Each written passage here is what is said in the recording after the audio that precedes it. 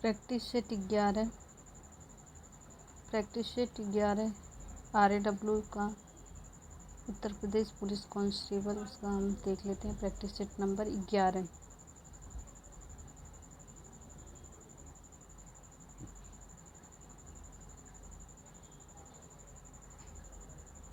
इनमें से कौन सा शब्द कसरत का अनेकार्थी शब्द है? इसका सही उत्तर है व्यायाम। व्यायाम का कसरत का अनेकार्थी शब्द है व्यायाम। इनमें से कौन सा शब्द स्तुति का विलोम है? स्तुति का विलोम निंदा होता है। स्तुति का विलोम निंदा होता है। वेदना में कौन सा प्रत्यय है? वेदना में अना प्रत्यय है। वेदना में कौन सा प्रत्यय है? अना प्रत्यय है। श्रीलाल शुक्ल को किस उपन्यास के लिए साहित्य अकादमी पुरस्कार प्राप्त हुआ? तो श्रीलाल शुक्ल को राग दरबारी के लिए श्रीलाल शुक्ल को किस उपन्यास के लिए साहित्य अकादमी पुरस्कार प्राप्त हुआ? तो राग दरबारी इसका सही आंसर है। और जहाँ पहुँचा न जा सके के लिए इनमें से सर्वाधिक उपयुक्त शब्द कौन सा है? तो अगम्य। जहाँ पहुँचा न जा सके उसे अगम्य कहते हैं। इनमें से गुणवाचक विशेषण कौन सा है? तो गुणवाचक विशेषक सभी हैं। गरीब, पीला, सूखा, ये सब सभी जो हैं गुणवाचक विशेषण हैं। इनमें से कौन सा शब्द व्यक्तिवाचक संज्ञा नहीं है? तो इसमें पूछा है कौन सा नहीं है। तो हिमालय, राम, गंगा, ये सब व्यक्तिवाचक संज्ञा है, लेकिन पहाड़ व्यक्तिवाचक संज्ञा नहीं है। आग और राग का कवि किसे कहा जाता है? आग और राग का कवि रामधारी सिंह दिनकर को कहा जाता है। आग और राग का कवि रामधारी सिंह दिनकर को कहा जाता है। करुण रस के देवता इनमें से कौन है? यम जो है करुण रस के देवता है। करुण रस के देवता इनमें से कौन है? यम जो है करुण रस के देवता है। मैंने आम खाया है, यह वाक्य इनमें से किसका उदाहरण है? तो यह आसन्न भूत का उदाहरण है। आसन्न भूत का उदाहरण है।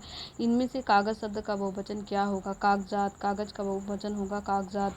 इनमें से कौन सा तत्सम नहीं है? तो इसमें पूछ रहा है कौन सा नहीं है। तो ये जो है दीथी जो है तत्सम नहीं है, क्योंकि दीथी से होता है दृष्टि तत्सम होता है। दीपक, तिलक और तैल ये सब तत्सम शब्द हैं, लेकिन दीथी जो है तत्सम शब्द नहीं है। इनमें से कौन सा वाक्य शुद्ध है? तो इसका सही उत्तर है वहाँ केवल 2 लोग हैं, यह शुद्ध वाक्य। वहाँ केवल 2 लोग थे, यह शुद्ध वाक्य है।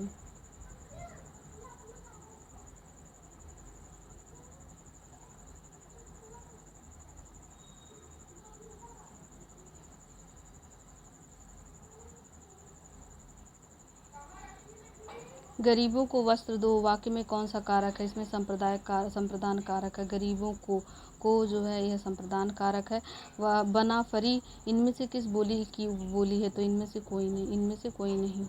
इनमें से स्थितिवाचक अवयव कौन सा है? तो बाहर स्थितिवाचक अवयव है। इनमें से स्थितिवाचक अवयव कौन सा है? बाहर स्थितिवाचक अवयव है। निम्नलिखित में निर्देशक चिन्ह कौन सा है? तो ये जो है निर्देशक चिन्ह है। ये निर्देशक चिन्ह है।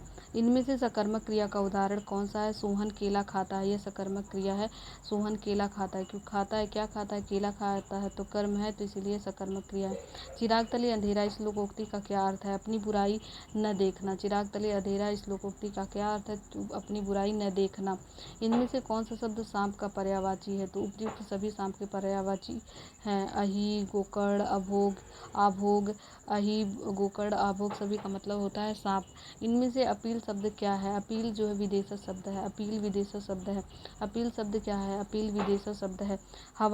हवन में जलाने वाली लकड़ी के लिए शुद्ध शब्द इनमें से क्या है? हवन में जलाने वाली लकड़ी के लिए समिधा कहते हैं। हवन में जलाने वाली लकड़ी को समिधा कहते हैं।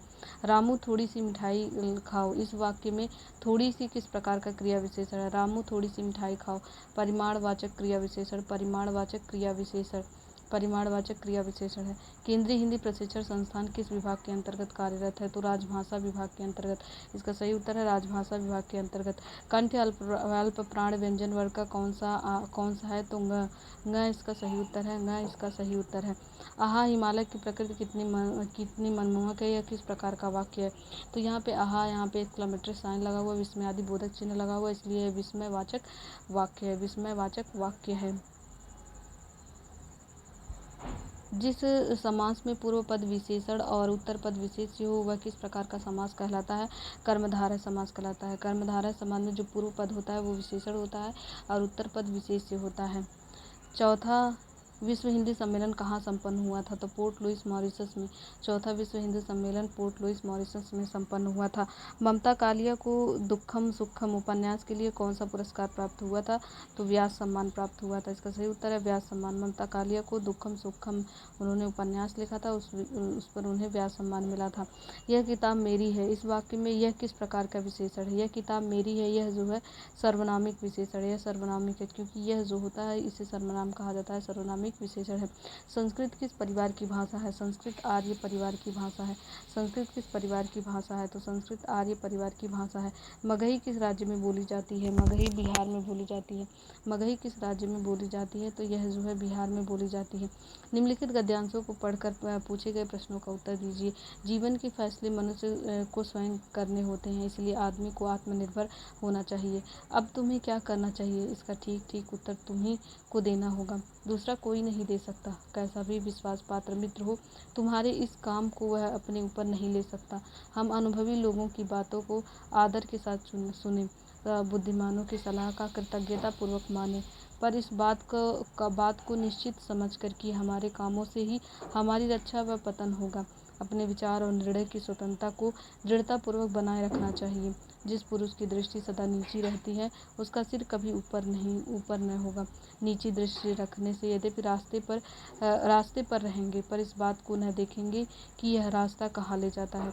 अपने व्यवहार को मृदुल बनाए रखो, कठोरता, उद्दंडता और आखड़पन कतई नहीं हो। अपने व्यवहार में कोमल रखो और अपने उद्देश्यों को उच्च रखो। इस प्रकार नम्र और उच्चाशय दोनों बनो। अपने मन को कभी मरा हुआ न रखो। तो इससे रिलेटेड क्वेश्चन देख लेते हैं। निम्नलिखित में से कौन सा विकल्प सूक्ति है? जिस पुरुष की दृष्टि सदा नीची रहती है, उसका सिर कभी ऊपर न होगा। तो यह जो है सूक्ति है। निम्नलिखित में से किस शब्द का अर्थ कोमल है? तो इसका सही उत्तर है मृदुल। मृदुल का अर्थ होता है कोमल। मृदुल का अर्थ होता है कोमल। मृदुल का अर्थ होता है कोमल। प्रस्तुत गद्यांश का उचित शीर्षक क्या है? आत्मनिर्भरता। प्रस्तुत गद्यांश का उचित शीर्षक क्या है? इसका सही उत्तर आत्मनिर्भरता। हम अपने जीवन के फैसले लेने में कैसे आत्मनिर्भर बन सकते हैं? इसका सही उत्तर है अपने विचार और निर्णय की स्वतंत्रता को बनाए रखकर। अपने विचार और निर्णय की स्वतंत्रता को बनाए रखकर। व्यवहार की मृदुलता नम्र और उच्चाशय बनाती है। व्यवहार की जो मृदुलता होती है नम्र और उच्चाशय बनाती है। भारतीय संविधान की एकात्मक विशेषताओं के संबंध में इनमें कौन सा गलत है? संविधान की नम्यता न होना। तो इसमें से कौन सा गलत है? यह संविधान की नम्यता न होना ये गलत है। बाकी सब सही है। सशक्त केंद्र ये सही है। अखिल भारतीय सीमा ये भी सही है। प्रतिनिधित्व की समानता ये भी सही है। संविधान की नम्यता न होना ये जो गलत है, क्योंकि नम्यता है उसमें। भारत के संविधान के अनुच्छेद 51 डी के अनुसार देश के नागरिकों को देश की रक्षा करनी चाहिए और ऐसा करने के लिए कहा जाने पर राष्ट्र सेवा प्रदान करनी चाहिए। इसका सही उत्तर है देश के नागरिकों को देश की रक्षा करनी चाहिए और ऐसा करने के लिए कहा जाने पर राष्ट्र की सेवा प्रदान करनी चाहिए। सही उत्तर है। मोती मस्जिद निम्नलिखित में से किस नगर में स्थित है? आगरा में स्थित है। मोती मस्जिद किस नगर में स्थित है? तो यह आगरा नगर में स्थित है। अलीगढ़ आंदोलन का संस्थापक कौन था? तो सर सैयद अहमद खां। अलीगढ़ आंदोलन का संस्थापक कौन था? सर सैयद अहमद खां। अलीगढ़ आंदोलन का संस्थापक कौन था? सर सैयद अहमद खां थे। ब्रिटिश शासन के दौरान तत्कालीन मद्रास प्रेसिडेंसी में रैयतवाड़ी प्रणाली की शुरुआत करने वाला कौन था? तो थॉमस मुनरो था। ब्रिटिश शासन के दौरान तत्कालीन मद्रास प्रेसिडेंसी में रैयतवाड़ी प्रणाली को शुरू करने वाला कौन था? थॉमस मुनरो रैयतवाड़ी प्रणाली को शुरू करने वाला था। थोरियम का सबसे बड़ा भंडार कहाँ स्थित है? केरल में। थोरियम का सबसे बड़ा भंडार कहाँ स्थित है? केरल में स्थित है। निम्नलिखित में से कौन सा रबी फसल नहीं है? तो मूंगफली जो है रबी फसल नहीं है। मूंगफली रबी की फसल नहीं है। मारियाना गर्त निम्नलिखित में से किस महासागर में स्थित है? मारियाना गर्त प्रशांत महासागर में स्थित है। मारियाना गर्त प्रशांत महासागर में स्थित है। हरित क्रांति शब्द का सर्वप्रथम प्रयोग किसने किया था? तो विलियम गॉड ने किया था। हरित क्रांति शब्द का सर्वप्रथम प्रयोग विलियम गॉड ने किया था। रेपो रेट में वृद्धि का अर्थव्यवस्था पर क्या प्रभाव पड़ता है? महंगाई कम होती है। रेपो रेट में अगर वृद्धि होती है तो महंगाई कम होती है। रेपो रेट में वृद्धि होती है तो महंगाई कम होती है। प्रथम पंचवर्षीय योजना किस मॉडल पर आधारित है? हेराल्ड डोमर मॉडल पर आधारित है। जो पहली पंचवर्षीय योजना थी हेराल्ड डोमर मॉडल पर आधारित थी। भारत के 6 बैंकों का राष्ट्रीयकरण किस वर्ष हुआ था? तो 1980 में हुआ था। भारत के 6 बैंकों का राष्ट्रीयकरण किस वर्ष हुआ था? 1980 में हुआ था, 1980 में हुआ था। पीली क्रांति का संबंध किससे है? तिलहन से है। पीली क्रांति का संबंध किससे है? तिलहन से है। पित्तरस का संचय शरीर के किस अंग में होता है? तो पित्तरस का संचय पित्ताशय में होता है। पित्तरस का संचय शरीर के किस अंग में होता है? पित्ताशय में होता है। खाना पकाने वाली गैस एलपीजी की मुख्य रूप से कौन सी गैस होती है? तो उसमें प्रोपेन और ब्यूटेन होती है। इसका सही उत्तर प्रोपेन और ब्यूटेन होती है। पैरा ओलंपिक में पदक जीतने वाले हाइपर जंप प्रवीण कुमार उत्तर प्रदेश के किस जिले से संबंधित हैं? तो प्रवीण कुमार जो पैरा ओलंपिक में इन्होंने पदक जीता था, ये जो गौतम बुद्ध नगर से संबंधित थे, गौतम बुद्ध नगर जिले से संबंधित थे। कबीर उत्सव कबीर मेला कहाँ आयोजित किया जाता है? तो संत कबीर नगर में आयोजित किया जाता है। कबीर उत्सव कबीर मेला संत कबीर नगर में आयोजित किया जाता है। यदि आपसे कोई फाइल गलती से डिलीट हो जाए तो उसे तुरंत वापस लाने के लिए क्या दबाएंगे? अंडू करने के लिए, UNDU अंडू करने के लिए तो Ctrl+Z होगा। Ctrl+Z से होगा वापस आने के लिए। यू टर्न मतलब वापस यू टर्न करने के लिए, तो जेड दबाएंगे तो यू टर्न हो जाएगा। जब कोई हैकर दो लोगों या डिवाइस के बीच हो रहे संचार के बीच में गुप्त रूप से सीध लगाकर जानकारी चुराता है या बदल देता है तो साइबर हमले को क्या कहते हैं? तो उसे कहते हैं man in the middle attack. Man in the middle attack, तो साइबर हमले को man in the middle attack कहते हैं। Man in the middle attack कहते हैं। तो साइबर हमले को man in the middle attack कहते हैं।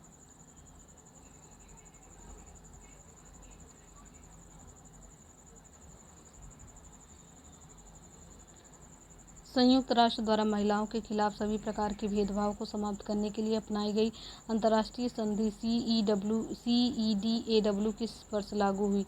तो CEDAW जो है 1981 में लागू हुई।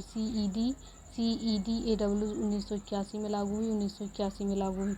आतंकवादी संगठन ISIS का पूर्ण रूप क्या है? तो Islamic State of Iraq and Syria. I से इराक, IS से सीरिया। इस्लामिक स्टेट ISIS का पूरा नाम क्या है? Islamic State of Iraq and Syria. Islamic State of Iraq and Syria. Islamic State of Iraq and Syria.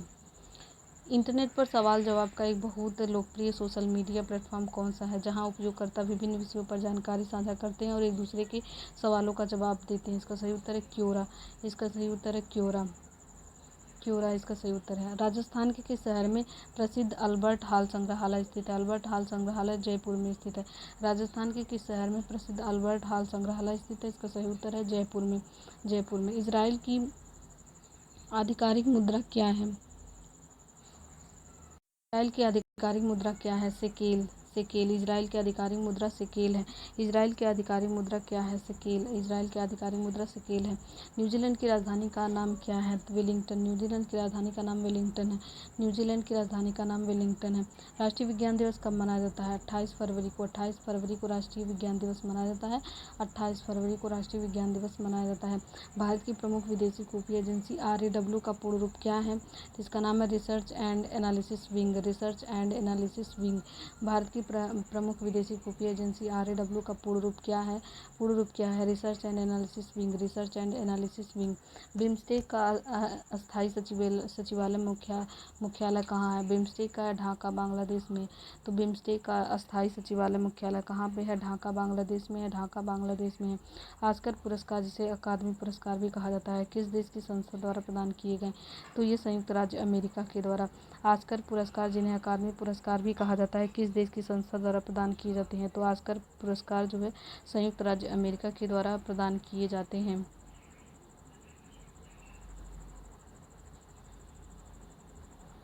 2011 की जनगणना के अनुसार 2001 से 2011 तक के दशक में भारत की जनसंख्या वृद्धि में दशकीय वृद्धि दर लगभग कितनी रही थी? इसका सही उत्तर है 17.7%। इसका सही उत्तर है 17.7%। संयुक्त राष्ट्र की प्रमुख संस्था UNEP, संयुक्त राष्ट्र पर्यावरण कार्यक्रम का मुख्यालय कहाँ है? तो UNEP का मुख्यालय केन्या नैरोबी में है। यूएनईपी का मुख्यालय कहाँ पर है? यूएनईपी का मुख्यालय है केन्या नैरोबी में, केन्या नैरोबी में। टेनिस के खेल में साल का पहला ग्रैंड स्लैम टूर्नामेंट कौन सा होता है जो हर साल जनवरी के महीने में हार्ड कोर्ट पर खेला जाता है? इसका सही उत्तर है ऑस्ट्रेलियाई ओपन। इसका सही उत्तर है ऑस्ट्रेलियाई ओपन। उत्तर प्रदेश के नागरिकों को आपातकालीन सेवा प्रदान करने वाली यूपी 112 का 12 का राज्य मुख्यालय स्टेट कंट्रोल रूम कहाँ पर स्थित है? इसका सही उत्तर है लखनऊ में।